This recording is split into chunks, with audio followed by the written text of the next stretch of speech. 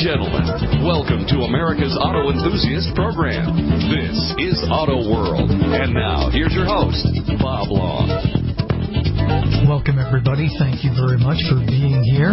We've got another exciting hour straight ahead as we're going to be joined by the man we call upon when it comes to lubrication, Dan Watson, with more than 25 years of experience, a certified lubrication specialist and one of the largest Amsoil dealers in all of North America.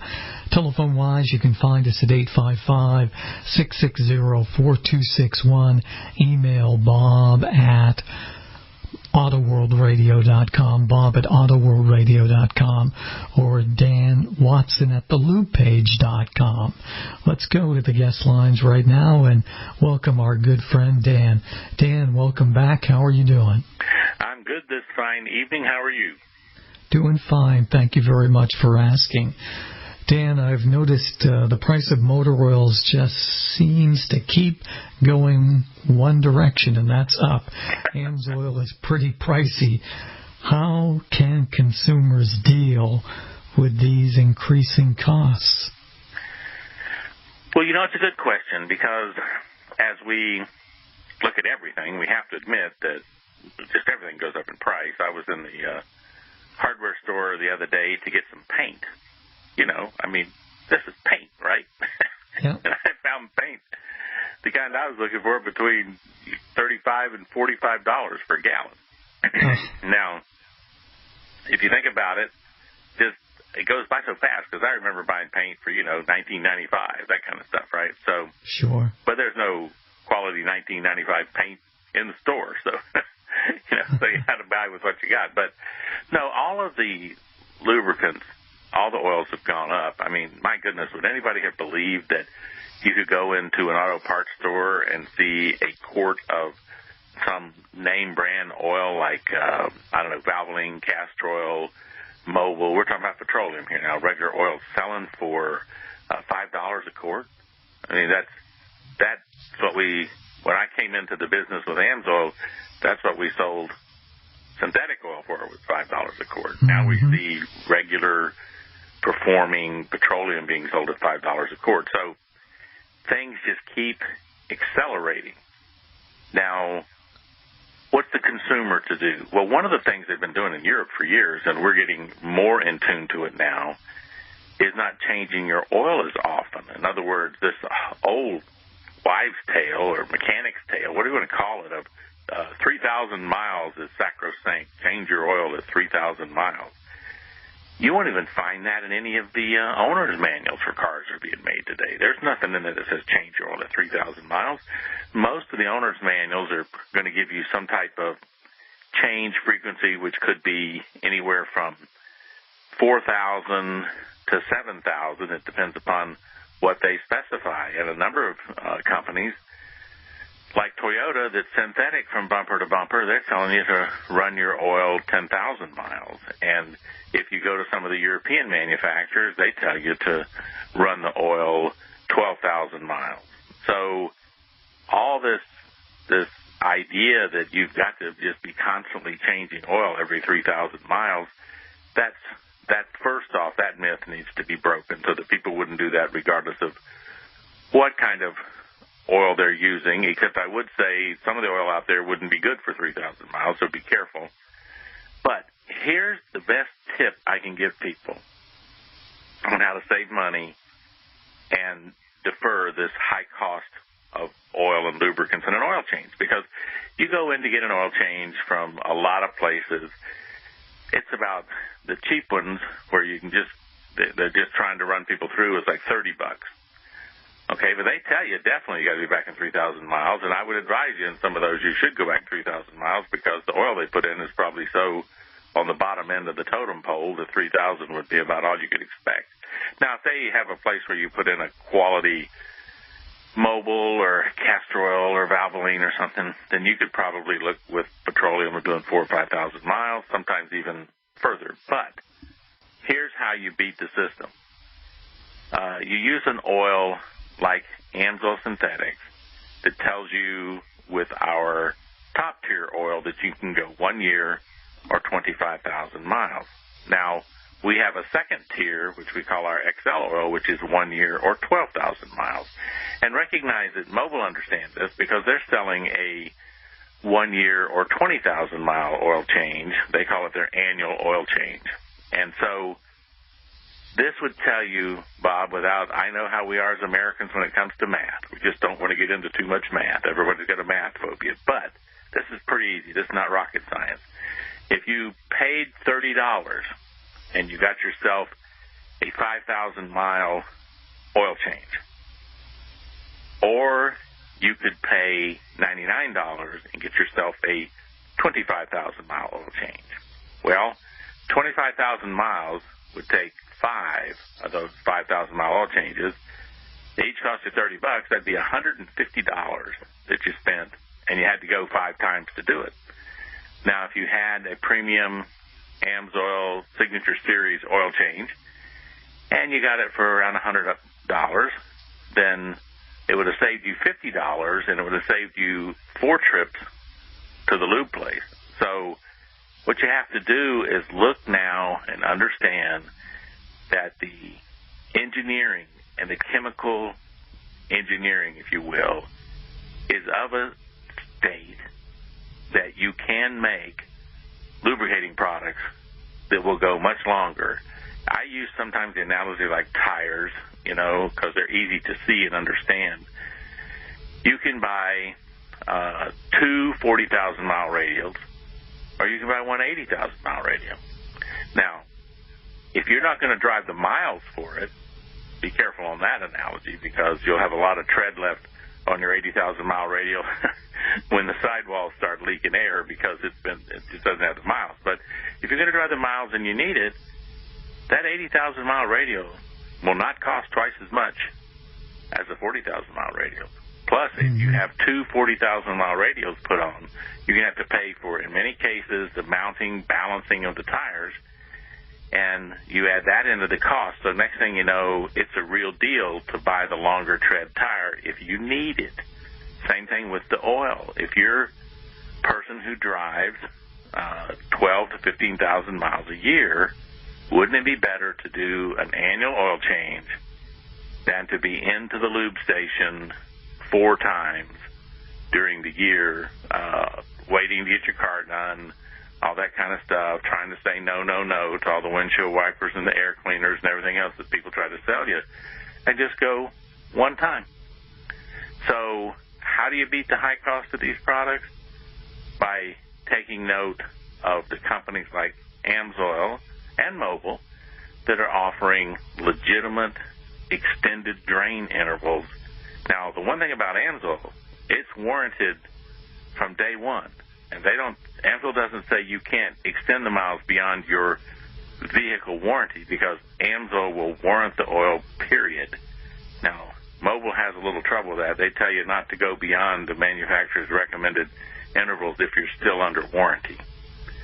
Amsoil does not say that. They tell you you can go up to 1 year, 25,000 miles, and they will stand in with what they call the warranty assurance from Amsoil. That oil is going to make it. It's going to do it without any trouble. So that's kind of how I approach that. You got to, as the old saying we've had at Amsoil for years, you got to change your thinking instead of changing your oil. Very good point, and that's going to save people some real significant dollars when you just do the math like you did, and you get a better product.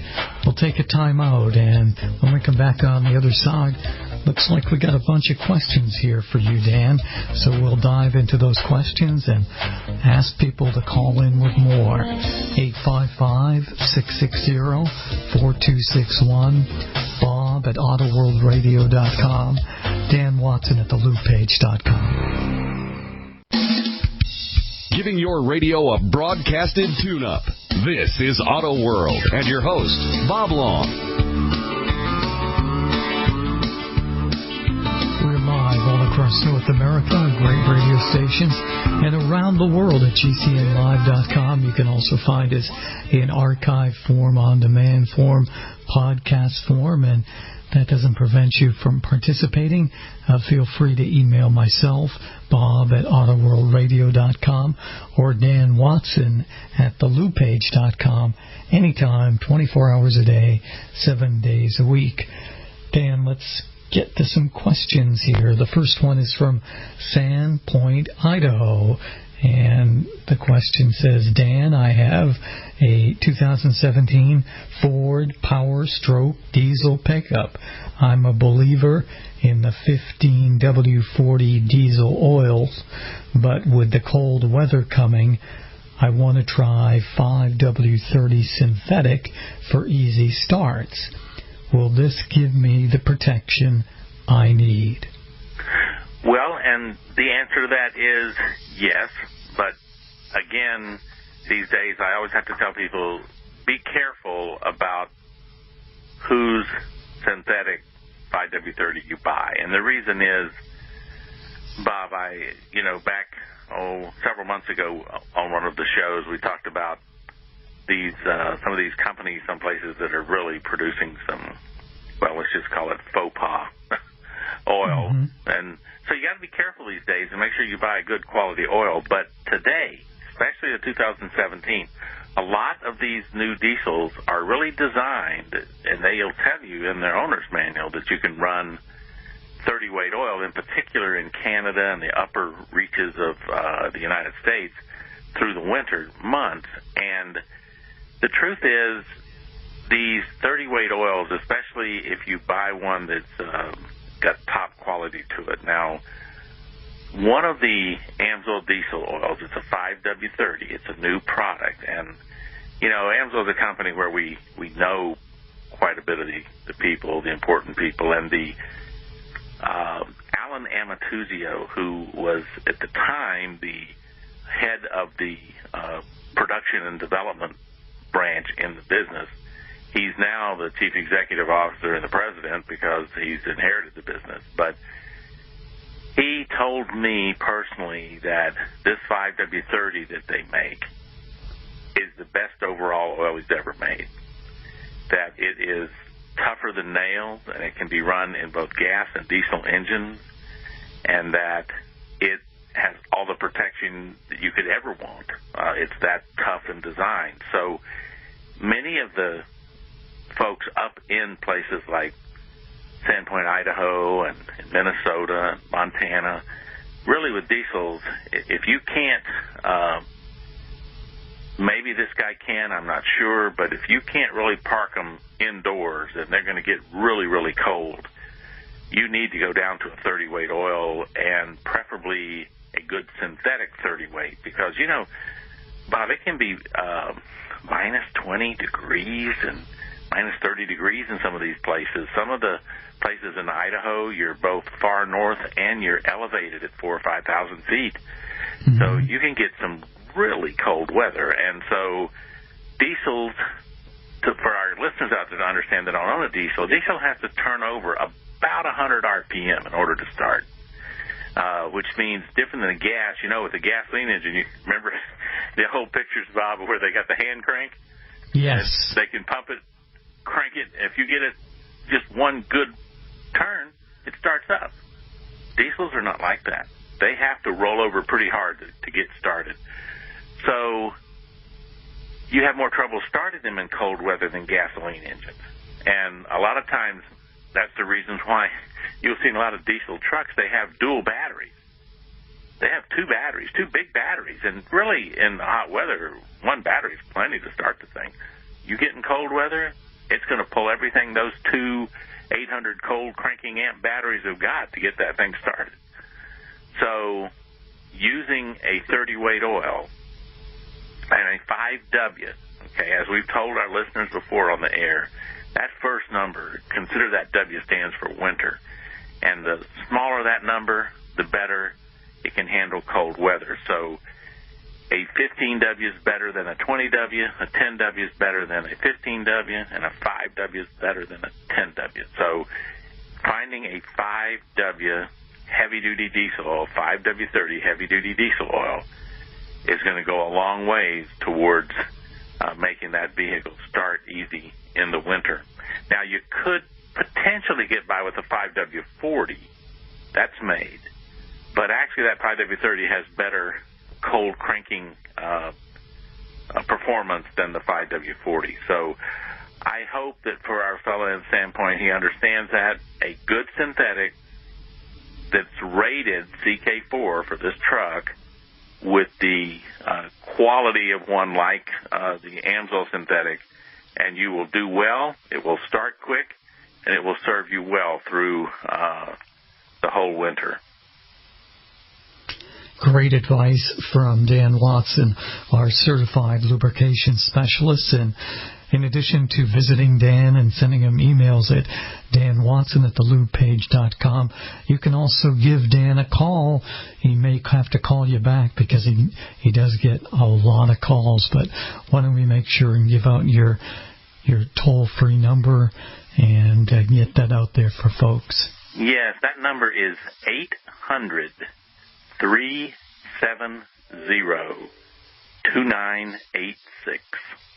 And like Bob said, sometimes you have to leave a message, but I can tell you I've been doing this a long time, and every message left always gets a reply. Same thing if you email me at danwatson@thelubepage.com. It may take me more than 24 hours to answer your email, but I get them usually always answered in 48 hours. But sometimes there's a line of those things to get to, and sometimes Bob only can get to them, after 6 o'clock when the phone stops ringing, then I can try to answer some emails, that kind of thing. So true. Absolutely.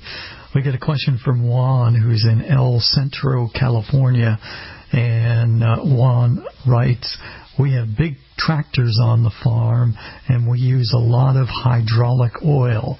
Sometimes when it gets very hot, the hydraulics starts to surge, moving the boom without control. Is there a better hydraulic oil that we can use to stop this? Yes, and I know we're getting close to our hard break, but here's the thing. When these hydraulic oils get really hot, and they'll get really hot, especially in El Centro, California. That's right down there close to the Mexican border in the area out there by the Salton Sea. So you're below sea level in some of that areas, and it gets very hot, not too far from Yuma. And Isla Bend, where it's always got these ungodly temperatures in Isla Bend, Arizona. But anyway, here's the thing. When hydraulic oil gets really hot, depending on its characteristic, it will flash, Bob. In other words, part of it will flash to a vapor. Well, that vapor takes up more room than the solid hydraulic oil, so it causes things to surge, okay? And I'll explain that more in detail when we come back after the break. A very interesting question from Juan.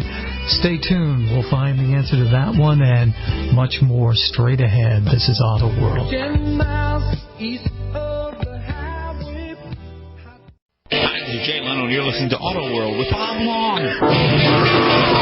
What's up, man? How you drive that Cadillac there? We want to thank you very much for being with us here on Auto World. I'm Bob Long, along with Dan Watson, who's answering a question about hydraulics and oil. And the question, just to recap, is from Juan in El Centro, California. They have a lot of big tractors on their farm. They use a lot of hydraulic oil. Sometimes when it gets very hot, the hydraulics starts to surge, moving the boom without control.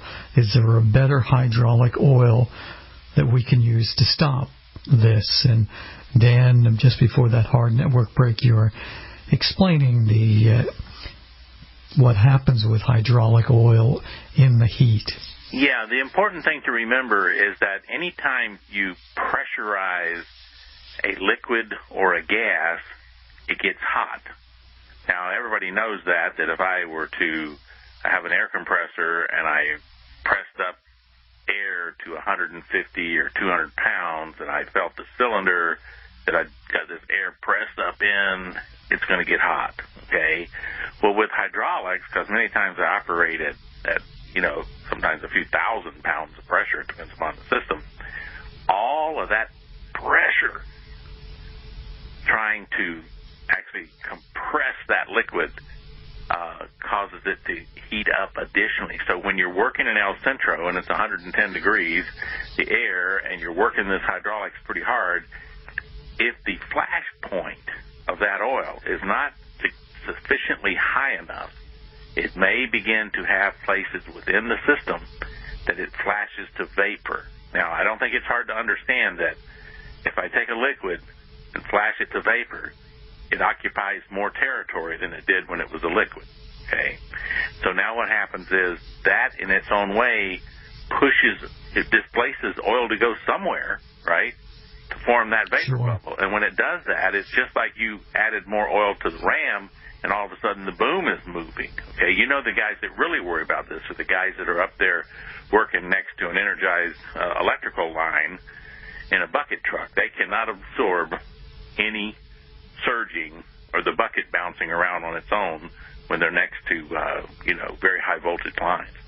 So it's a problem, and you have to have a hydraulic oil that will not do that because it has a higher temperature rating than the others. And so again, Bob, without failure, here comes synthetic again. I mean, I can use a good synthetic hydraulic oil that will in many times have twice the temperature range before it would suffer any kind of vaporization or forming any vapor bubbles in the system because it is synthetic.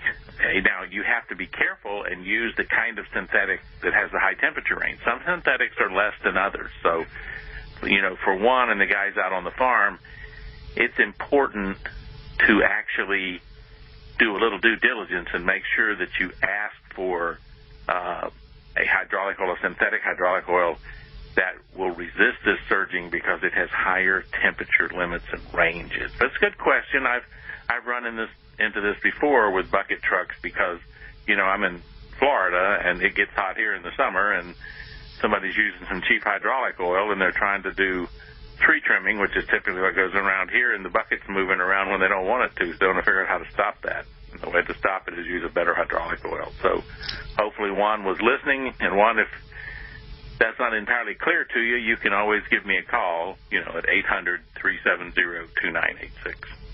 Good question, and by all means, don't hesitate to give Dan a call. We get a question from KPAM in Portland, Oregon. It's Merle, and Merle has a 2012 Toyota Camry with 160,000 miles on the clock. I use about 1 quart of oil every 1,500 miles. Is this normal? Is there anything I can do to reduce the oil consumption? Sounds a little extreme to me. What do you Well, it is, and here's the thing. If you go over to the Toyota dealership, they go, sounds okay to me. Because if you read all of their tech bulletins and reports, they really don't consider, now this is an older car, but they don't consider they have any kind of warranty issue unless it's more than a quart every 1,000 miles. So that's telling you that we normally get much better performance than that. But if you don't get it, they don't intend to do a whole lot. Okay, now here's the thing. This brings up a question that everybody has this kind of question when they 160, 180, 200,000 miles and sometimes less, and they see oil consumption, and they're trying to figure out what's going on. Okay, well, it's a good question that has many possibilities, and it's not possible for us to troubleshoot the question for Merle because we're not talking to him. But here's the things you look for. We can, in general, tell people what they look for. Okay, one of the number one causes of oil consumption is a stuck PCV valve. Now, folks, remember that valve, PCV, stands for positive crankcase ventilation valve. So what it means is there must be some positive pressure, usually in the crankcase, to open that up. And remember, your crankcase is the area beneath the pistons, and typically, unless you have a perfect car, especially with 160,000 miles, you'll get a little bit of blow-by, and you're going to have some oil vapor floating around in that void between the oil sump, the crankshaft, the bottom of the pistons. You'll have some vapor in there. All right. So if that PCV valve opens, it's going to suck that vapor out because the PCV valve opens a path from the crankcase to the intake of the engine. Remember, the intake's at a vacuum because it's sucking air in through the intake. So I open a path between what could be a slightly pressurized chamber that has oil vapor in it, and I suck that oil vapor out. I push it down the throat of the engine, and it's burned and disappears. And I can consume a lot of oil doing that with a sucked PCV valve, because that PCV valve should only open when the crankcase pressure builds up. It shouldn't be a constant path sucking through the engine, okay, sucking through the crankcase. So that's one of the biggest causes of oil consumption. So they're cheap. They're $2 or $3, Bob. They're not much. So just go get one. Put in another PCV valve. It might do the trick for you. Now, the other question that we always ask when there's oil consumption is, hey, you park the car overnight, you go up the next morning, and you start it. Do you get a puff of smoke out the back? If the answer is yes, then we can pretty much tell you that oil leaked down through your valve guides onto the top of the pistons, and when you started the car, you had to burn that oil off the top of the pistons, and it'll do that first when you start it up, and you'll see smoke come out the back of the car. Okay, now, valve guides, there's a little bit you can do to slow it down, but in general, usually the way you fix bad valve guides is by replacing them, because you probably ran cheap enough oil that the valve guides wore out, and they give you a path straight down onto the top of the piston from the overhead of under your valve cover, so oil is able to just leak through that down into the engine. Now, you'll continue to use oil through those valve guides, even after you've burned off the top. You won't realize it, but you're still sucking some oil through there and still using it the whole time you're driving. But you'll know that by it should leak enough to see it when you start the car up.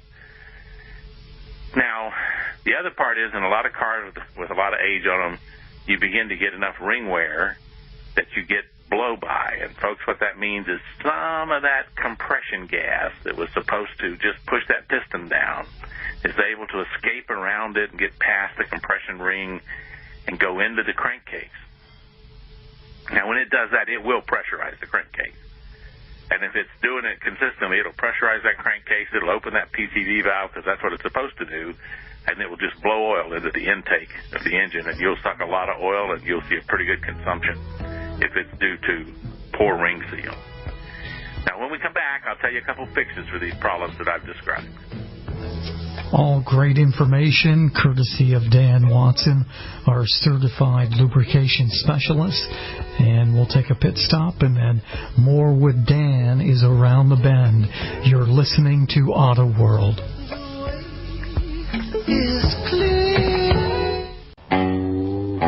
Giving your radio a broadcasted tune-up. This is Auto World. Stems from a question from KPAM in Portland, Oregon, and our certified lubrication specialist, one of the largest Amsoil dealers in all of North America, is with us, Dan Watson, and he is tackling this question. And it's not just simply an oil consumption question, it's also a PCV question as well. Well, and the thing, as we have discussed this so far, is we've looked at the fact that any way that you pressurize that crankcase, you're going to open that PCV system and you're going to start sucking out oil vapor and using oil.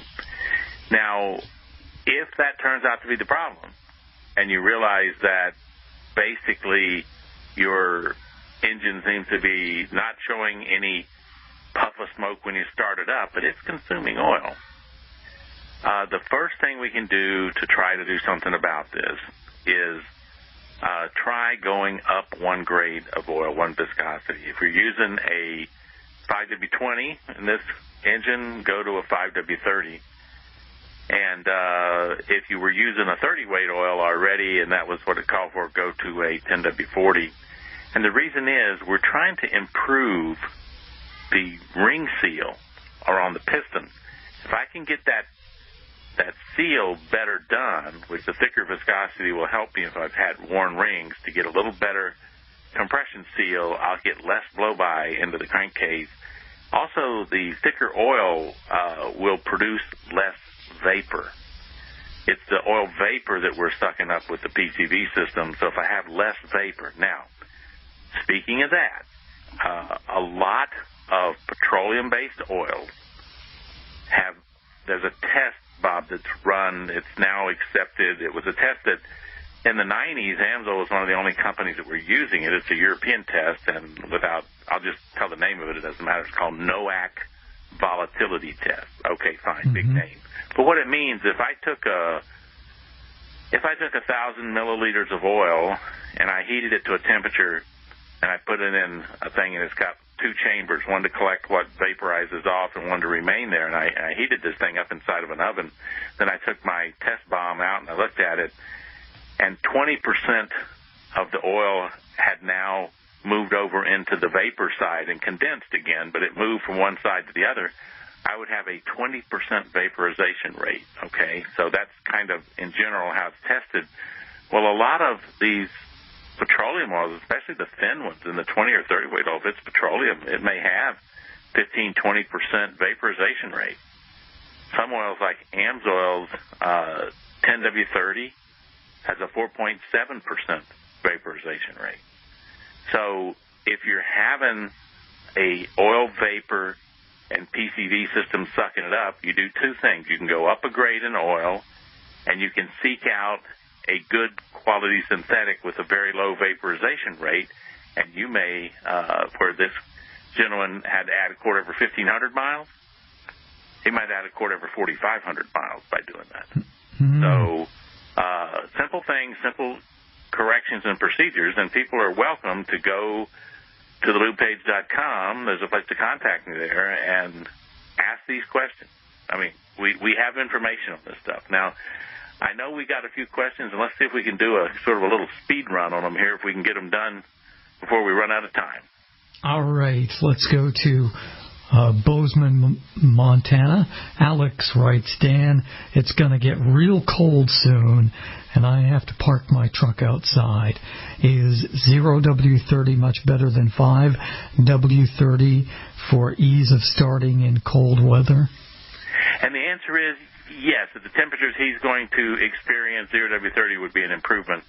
Now, for a lot of the country, 5W30 is all you'll ever need. But in Bozeman, Montana, 0W30 is probably a good idea, just like it is in Duluth, Minnesota. Now, folks, real quick, again, I've gone over this before on the air, but the 0W and the 5W, think of that W as the winter rating of the oil.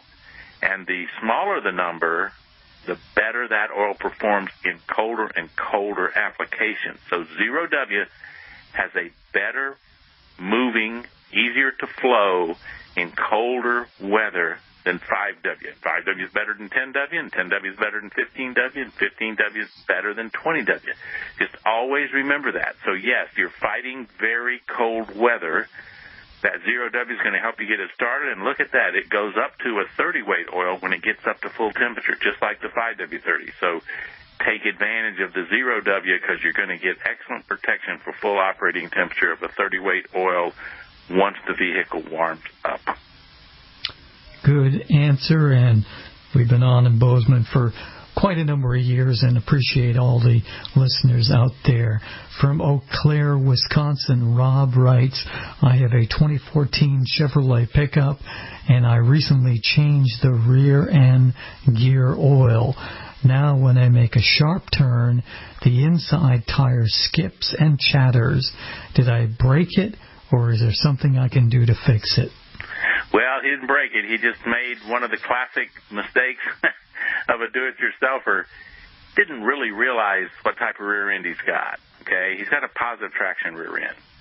Now, for our listeners out there, that means a lot of these limited slip, you got typically the one tire that does most of the pulling and the other tire just does a little bit, okay?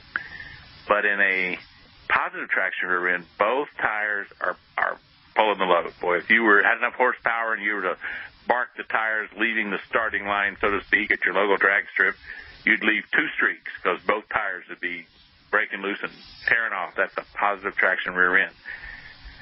The problem is, and think about this for just a minute, when you make a circle with your truck, the inside rear wheel will cover less distance than the outside wheel making a circle because it's making a circumference of a smaller circle because it's 5 or 6 feet inside the outside one. So the diameter is different for the circles the two tires are making. But if you have a positive traction rear end, both tires have to go the same distance. So what's happening is the inside tire, it has to skip because it can't go in that circle because it's not traveling as far as the other one. So it ends up skipping and chattering. Now, you should have put an additive, limited slip additive into the rear end. And what that additive would do for you is it would make it so, believe it or not, these axles are attached to the differential with clutch plates so that the inside one can slip. But if it doesn't have the right friction modifier on the face of that clutch faces, then it won't slip, and it has to hop, skip, and chatter, okay? So what you do is you put that additive in, about 4 ounces of it, and then you go out to your local shopping center someplace in the evening when all the cars are primarily gone, and you make some hard figure eights going forward, and you back up doing some hard S's, and you'll work that friction modifier into the clutch faces, and you'll start going around the corner like it's supposed to without the skipping, hopping, and bumping. So anybody out there, we encourage you to do any kind of maintenance on the rear end. It's really easy to do, but make sure you know what kind of rear end you have so that you know if you need that additive to prevent that happening. We got one more, Bob? We got one more, and it's from Richland, Washington State. Tom, I have an old panhead Harley Davidson. I'm looking for a synthetic 60-weight oil. Everyone tells me to just run 20W50, but I prefer to stay with the 60 weight it calls for. Do you know of a source for a 60 weight synthetic for my motorcycle? Well, the only one I know of right offhand, Harley may have one out, and they're Screaming Eagle. I'm not sure, but I know that Amsoil makes a straight 60-weight synthetic motorcycle oil, and they made it just for these guys. It's got all the attributes of their high-performance modern motorcycle oil, has extra rust inhibitors, extra everything you want for that bike, except it's a heavy 60-weight oil because those old panheads have a lot of clearance, and you could maybe get by with a 2050, but you'd probably have more clattering and banging than you could stand. And if you go on back to the 60, then it'll quiet it down. You get excellent protection, and that's the answer to that question. We're running out of time again, Bob.